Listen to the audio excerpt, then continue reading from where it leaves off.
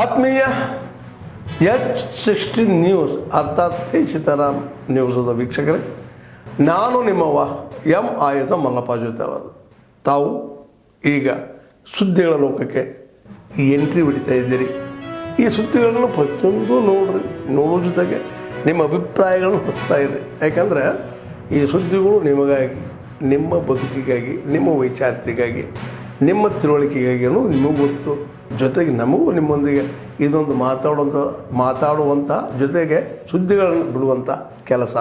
ಈ ಕೆಲಸದಲ್ಲಿ ನಾವು ನಿಮ್ಮೊಂದಿಗಿದ್ದೀವಿ ಅಂತ ಹೇಳ್ತಾ ನೋಡ್ತಾ ಇರಿ ಸುದ್ದಿಗಳನ್ನು.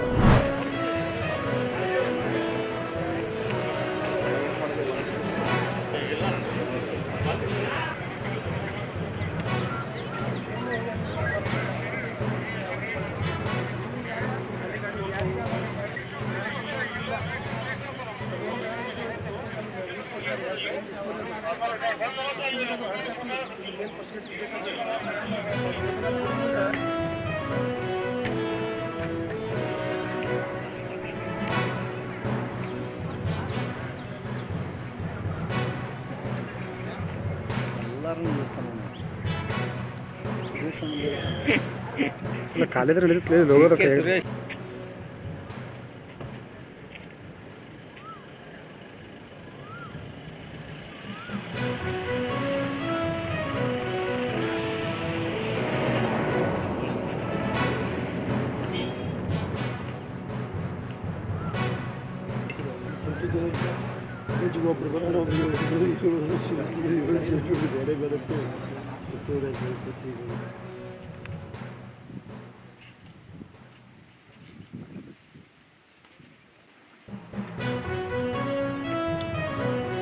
ಅಮೃತ ಗಳಿಗೆ ಇದು. ಇಲ್ಲಿ ಹೆಚ್ಚಿಗೆ ನಾನೇನು ಮಾತನಾಡೋ ಅಗತ್ಯ ಇಲ್ಲ ಅಂತ ಹೇಳಿ ನಾನು ಭಾವಿಸಿಕೊಂಡಿದ್ದೇನೆ.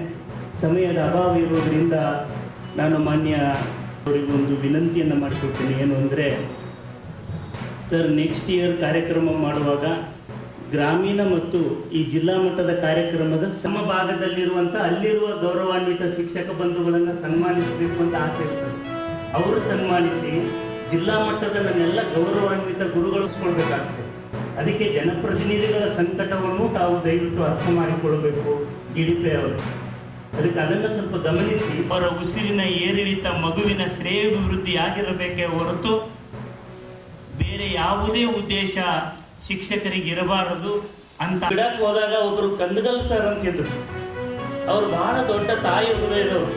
ನಾನು ಒಂದು 6 ತಿಂಗಳು ಅವ್ರು ಹೇಗೆ ಮಾಡ್ತಿದ್ರು ಅಂದರೆ, ಅಲ್ಲಿ ನಾನು 6 ವರ್ಷದವನಿದ್ದಾಗ ನಮ್ಮ ಊರಲ್ಲಿ ಒಂದೇನೋ ಘಟನೆ ಆಗಿತ್ತು. ನನ್ನ ತಾಯಿಯವರ ಮನೆಯಲ್ಲಿ ಇದ್ದಿದ್ದೆ. ನಮ್ಮ ಅಜ್ಜ ಶಾಲೆಗೆ ನನ್ನನ್ನು ಸೇರ್ಸಕ್ಕೆ ಹೋಗಿದ್ದು. ಇಂಥ ಪದ್ಧತಿ ವಿಜಯಪುರ ಜಿಲ್ಲೆಯಲ್ಲಿ ಅನಿಷ್ಟ ಪದ್ಧತಿ ಮೊದಲು ತೊಲಗಬೇಕಿದ್ರು. ಯಾವುದು ಲಿಸ್ಟ್ ಆಗಿರ್ತದೆ, ಯಾರು ಒಳ್ಳೆಯವರಿಗೆ ಸಿಕ್ಕಿರ್ತದೆ, ಕೊನೆ ಗಳಿಗೆಯಲ್ಲಿ ಮತ್ತೆ ಅದನ್ನ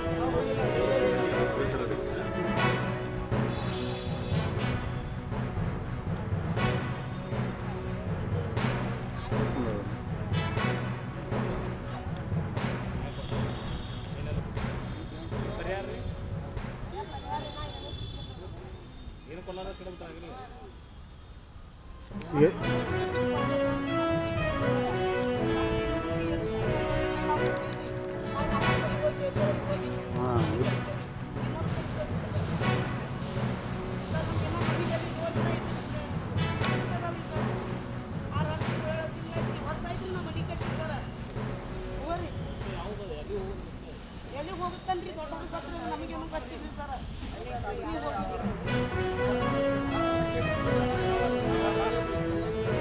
ಸ್ಟ್ಯಾಂಡ್ ಸಮದಾ ಭವನ ದರ್ಗಾ ಗುಡಿ ಗುಂಡಾರೆಲ್ಲ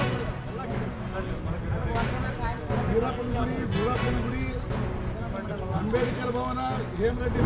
ಆತ್ಮೀಯರೇ, ಎಲ್ಲ ಸುದ್ದಿಗಳನ್ನು ನೋಡಿದ್ರಲ್ಲ, ಏನು ಅನಿಸ್ತು ನಿಮಗೆ?